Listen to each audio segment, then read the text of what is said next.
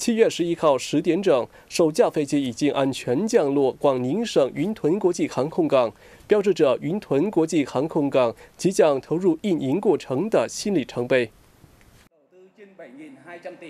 云屯国际航空港于2016年3月动工兴建，总面积为325公顷，位于云屯县团结乡。该航空港成为国内首家私营机场，总投资为3.3亿美元。云屯国际航空港跑道长3.6公里，宽45米，能迎接大型客运飞机和大型货机。另外，该航空港的跑道设有现代飞行指导系统，保障飞机在恶劣天气安全降落。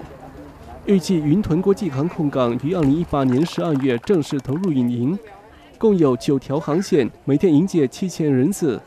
云屯国际航空港的成功使广宁省吸引更大投资资金，用于迅速、蓬勃且可持续发展，同时开发云屯潜力的巨大动力。此外，云屯国际航空港为当地劳动力量提供就业机会，改善云屯县人民的生活条件，